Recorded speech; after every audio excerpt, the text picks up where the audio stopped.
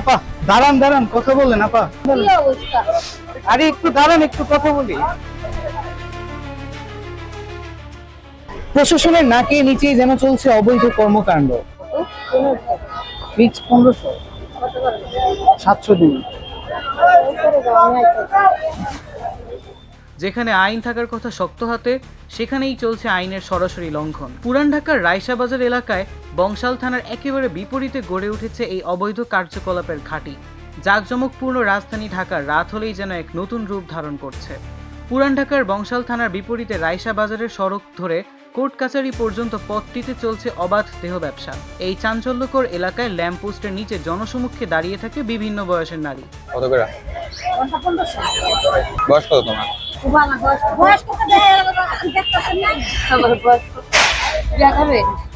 অনুসন্ধান করলে ক্যামেরা বন্দী হয় একাধিক নারী। গণমাধ্যমের পরিচয়ে তাদের সম্মুখীন হলে 3 জনের মধ্যে 2 জন পালিয়ে যায়, ধরা পড়ে এক। এই আপা দাঁড়ান দাঁড়ান, কথা বলেন আপা।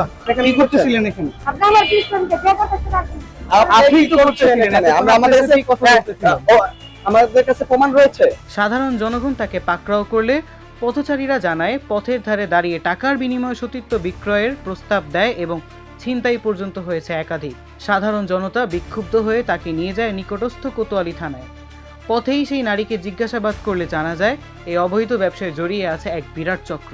যেখানে এমন অনৈতিক কার্যকলাপ হয়ে থাকে কিছু অবৈধ আবাসিক হোটেলে, সেখানে বাসায় নিয়ে যাওয়ার খোলা প্রস্তাব দিচ্ছে এই নারীরা। ভাই বাসাও আমার না, হোটেলও আমার না। আপনার বাসা না, সেটা অন্য কারো বাসা। কার বাসা সেটা?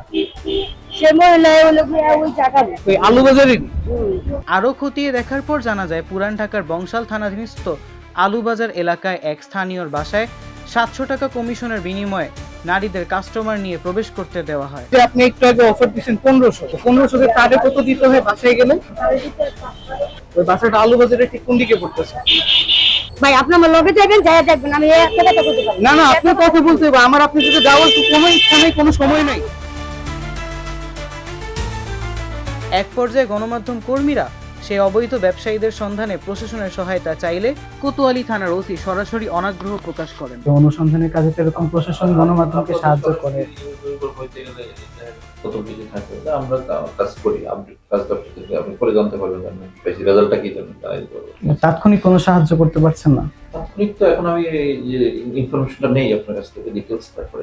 দৈনিক আওয়ার বাংলাদেশ ওসির কথায় রাজি না হলে শুরু হয় ডিপ্লোম্যাটিক চাল। কোতোয়ালি থানার ওসি বলেন, আলুবাজার এলাকা বংশাল থানার অধীনস্থ, সুতরাং সেখান থেকে আমাদের ফোর্স নিয়ে যেতে হবে। এখান থেকে কোতোয়ালি থানার ফোর্স আমরা পাবো না। বলছে এখান থেকে টিম দিয়ে আমি পাঠাই দিতে জি জি, এখানে ছাত্র ছাত্রীরা কথা বলবে, যদি প্রয়োজন হয়। আচ্ছা, তাহলে আমরা বংশাল থানায় যাচ্ছি।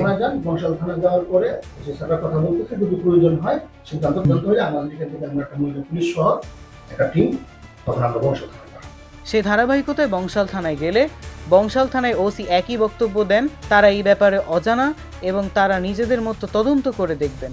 এভাবে আইনি ধারার আড়ালে 2 ঘন্টা অতিক্রম করে 2 থানার ওসিরা সেই অনুসন্ধানে সাহায্য করার ব্যাপারটি এড়িয়ে যান। ওই সাইডটা বংশালের না, ওই সাইডটা কোতোয়ালি পড়ছে। এই যে থানার অপোজিটে মেডিনোভার নিচে রাস্তার এই পাশটা বংশালের, পাশটা কোতোয়ালি। ঢাকা যাকে বলা হয় মসজিদের শহর, সেখানে যেন এখন গড়ে উঠেছে পতিতালয়ের আশ্রয় কেন্দ্র। প্রশ্ন হচ্ছে, এভাবে থানার বিপরীতে কি প্রশাসনের অজানায় চলছে এমন অনৈতিক কাজ?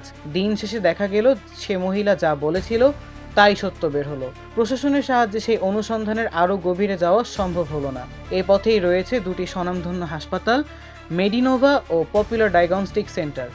যেখানে মানুষ চায় জীবন বাঁচাতে, ঠিক সেখানেই চলছে তরুণ সমাজ ধ্বংসের ব্যবসা। 1500 টাকার বিনিময়ে বিলিয়ে দেওয়া হচ্ছে নিজের সতীত্ব।